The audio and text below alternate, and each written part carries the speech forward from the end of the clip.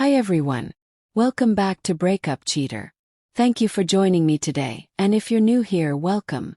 You're in for a ride that might leave you with more questions than answers. Today's story is deeply personal. It's not one I ever imagined sharing in this way, but sometimes life throws you something so jarring that it demands to be told. And if my experience helps even one person dodge the kind of heartbreak I went through, then it's worth it. My name is Dominic, and I want to talk about something a lot of people joke about, but few understand the weight of until it hits them square in the chest. Nice guys really do finish last. Yeah, I know. You've heard it before. Maybe rolled your eyes or thought it sounded like someone fishing for sympathy. But for me, that sentence, that cliché, became my reality in the most devastating way possible. Because just a few weeks before I was supposed to marry the woman I thought was the one, I received a voice memo, and that single message shattered everything I believed.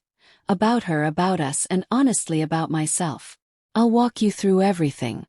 From the moment we met, to the moment I realized I was just the safe bet. The guy she settled for. Let's rewind a bit. It all started 3 years ago at a wedding. One of those big happy occasions where everyone's dressed to impress, emotions are high, and love feels like it's floating in the air. I was there for the groom, my childhood friend, someone I've known since we were practically in diapers. He's like a brother to me. And his wedding was beautiful, full of joy, laughter, and those little moments that stick with you. And that's where I first saw her. Natasha. She was one of the bridesmaids, close to the bride, laughing easily, radiant in a way that made you do a double take. I noticed her. More than once. And I'm pretty sure she noticed me too. We exchanged glances, small smiles, and had a few short conversations between the dancing, dinner, and speeches. Nothing major, just enough. But the night ended without me getting her number. And that bothered me more than I wanted to admit. Something inside me said, you let her slip by. Now, I'm not the kind of guy who chases women around. I've always believed that what's meant for you won't pass you by. But Natasha stuck with me. So I broke my own rule. I reached out to the groom a few days later and asked if his new wife could get Natasha's number for me. He laughed at me, said I was being a little dramatic, but I told him flat out, if I don't try, I'll regret it. A few days later he sent it over. Our first chats were light, friendly, a little flirty maybe, but nothing too bold. I told her I'd enjoyed talking with her at the wedding and that I wouldn't mind getting to know her better. I didn't hide my interest, but I was respectful. That's when she told me she had a boyfriend. She wasn't shady about it. No mixed signals. She was honest. Said the relationship had its ups and downs, but she was still in it. And I respected that. Backed off. I didn't want to be that guy, trying to insert himself into someone else's relationship.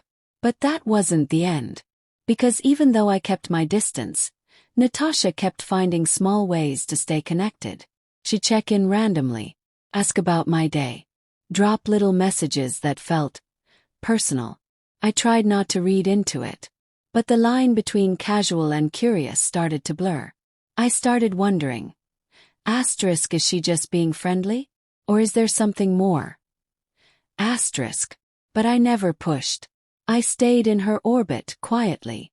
Then, 2 months later, I heard from a mutual friend that she and her boyfriend had broken up. She didn't tell me directly, but almost like clockwork, her messages became more frequent. She started inviting herself into my world, suggesting hangouts, hinting at joining my friend group for outings. At first, I didn't know how to feel. Liked her, sure, but I didn't want to be the rebound guy. I let it happen. We started seeing more of each other. And then it was just us. Dinner, movies, late-night drives. After about 6 months we had the talk. You know, the one. Defining the relationship. She said she was ready. Said she wanted something real. And I believed her. From there everything escalated in a good way. Or so I thought. She opened up about her ex, said he was selfish. Hot and cold. That she always felt like she was chasing scraps of affection. She told me she was a lover girl. Said when she loved hard. And I thought, I can give her the love she deserves. So I did. I gave her my time, my consistency, my heart. We became that couple people admired. Friends would say things like, "You guys just click, you're so good together." And honestly, I felt proud of that. Like I was building something real. 2 years into our relationship, I planned a road trip with my close friends. Something I did every year, kind of a tradition to keep me grounded. Natasha, being the extrovert she is, was thrilled. I already had a ring burning a hole in my pocket, and something about that trip, the freedom of the open road, the laughter, the sunsets, told me it was time. So I proposed. She cried, hugged me like I was her entire world, said yes without hesitation. I remember thinking, this is the kind of ending people dream of. But it wasn't the ending. It was the beginning of the unraveling.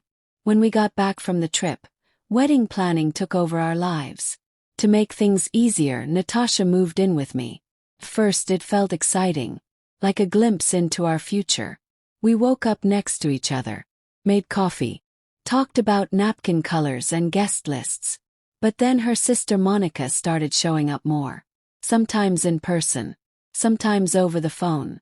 Loud, opinionated, always chiming in. One day, I walked into the room and heard Natasha say something that made my chest tighten. Living with him feels different. She trailed off the second she saw me and changed the subject. I didn't press. I figured it was an adjustment, going from dates to living together. But in hindsight, I should have asked questions. 2 weeks before the wedding, everything was in place. Flights booked, dresses tailored, rings cleaned. She had her bachelorette weekend in the city. Instagram perfect, champagne flutes and all. Mine was simple, a cabin getaway with the guys. I was back at work, tying up loose ends. And that's when my phone buzzed. It was a voice memo from Natasha. We sent them all the time. Grocery list. I love yous. Quick jokes. I hit play without thinking. But what I heard wasn't meant for me. There was no asterisk, "Hey babe." Asterisk, no light tone. Just her voice. Tired, conflicted, raw. She was talking about me. Not by name, but clearly me. She said she wasn't sure she wanted to go through with the wedding. Said I was good and kind. But there was no spark. Said we never fought and because of that we lacked passion. She admitted she felt like she was settling, choosing safety, stability. She even laughed, saying she sounded like a terrible person. That sometimes she fantasized about canceling the whole thing. Just so she could breathe. Froze. The walls felt like they were closing in. I sat there, phone in hand, staring at the screen like it had just betrayed me. My hands shook. The voice memo was probably meant for Monica. It had that same rhythm. The unfiltered honesty you only share with someone who knows the full story. I didn't confront her. Not yet. I forwarded the memo to my cloud storage just in case. Something inside me was terrified she'd realize the mistake and delete it. And then I just sat there, at my desk. Not working. Not thinking. Just existing in this new, gut-wrenching reality. And that's where I'm going to pause this story for now. Because what came next wasn't just about a broken engagement. It was about facing the truth, about who I was to her and who I was to myself. And what I did with that truth might surprise you. So if you want to hear the second half, how I confronted her, what I learned afterward, and the choice I made just days before the wedding, stick around. And remember, sometimes the hardest thing isn't realizing someone doesn't love you the way you deserve. It's realizing you loved them anyway. I closed my laptop and just sat there. Everything around me faded into the background. The sounds of printers, hushed voices from coworkers, the hum of the air conditioning. None of it registered. All I could hear was her voice in my head, repeating those words over and over again. Asterisk, there's nothing exciting about this. Asterisk, asterisk, I feel like I'm settling. Asterisk, asterisk, I wonder what it would feel like to just cancel it all and breathe. Asterisk. It was like I'd been living in a movie, and suddenly the script flipped. All the late-night talks, the weekend plans, the wedding prep. It all felt like a performance I hadn't realized I was in. And what's worse, I started replaying everything. Every interaction, every quiet moment, Every time she smiled and said, I love you. Was it real? Or was she just trying to convince herself she could live this life with me, the safe guy? I didn't rush home. Couldn't. I drove around for over an hour, circling the city with no destination in mind. Just me, my thoughts, and that gnawing ache that something sacred had been torn apart. Eventually, I pulled into a park and sat in the car, staring at nothing. I opened our shared wedding folder on my phone and scrolled through it. The venue deposit, the photographer, her wedding dress fittings, the guest list. All this effort, all this love, and yet she still thought it was dull. That night, I didn't confront her. When I finally went home, I acted normal.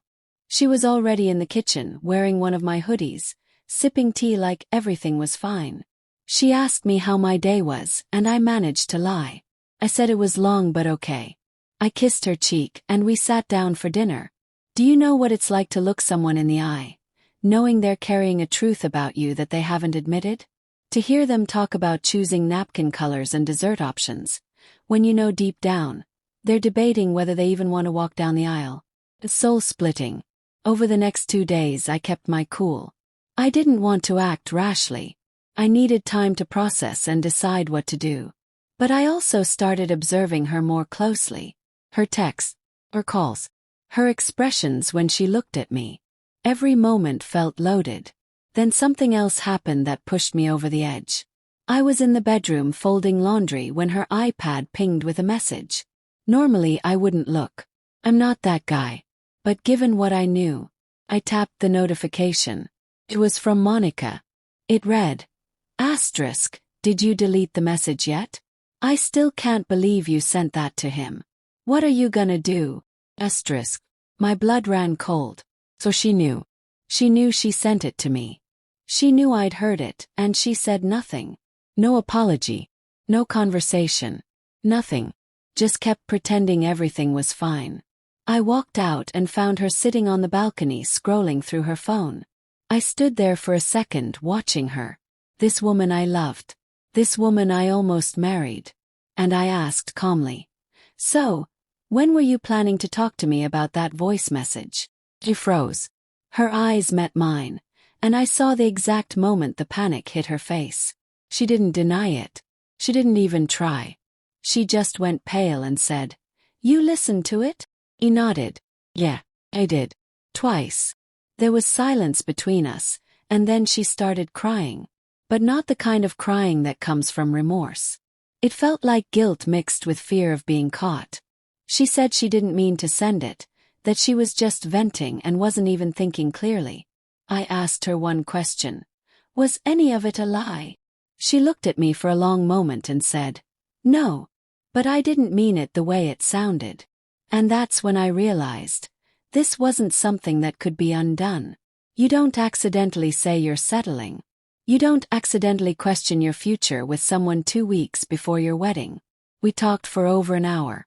Most of it was just me asking questions and her trying to explain.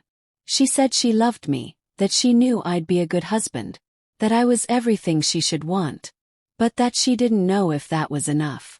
She kept repeating that word, should. I should want this. I should be happy. I should feel lucky. But she didn't. Not fully. And it wasn't her fault, really. Or mine. But I refused to be someone's compromise. I didn't want to be married to a woman who had to convince herself that I was enough. I wanted to be with someone who knew it without hesitation. Who chose me without a safety net. I told her the wedding was off. Not postponed. Not delayed. She begged me to reconsider. She said maybe we could talk to someone, maybe it was just cold feet, but I knew it wasn't. This wasn't nerves. This was clarity. Hers and mine. She knew how she felt deep down. And now so did I. The next few days were chaos. We had to call vendors. Cancel bookings. Tell friends and family. Everyone was shocked. Few people asked if it was a joke. Some were angry, especially her side. But I didn't tell anyone what she said. I never played the voice memo for anyone. That wasn't my goal. This wasn't revenge. It was release. She moved out within the week. And I'll be honest, The silence was brutal. I'd built a life around her, and tearing it down left me feeling hollow. But there was peace in the honesty, painful as it was. Now, months later, I'm still picking up the pieces. But I've learned something. Nice guys don't finish last, they just finish wiser. Sometimes being the safe choice means you're not seen at all. But I'd rather be alone than be with someone who needs to convince herself to love me. So that's my story. If you've ever felt like you were someone's second best, someone's fallback plan, I want you to know it's okay to walk away. It's okay to choose yourself. Thanks for listening.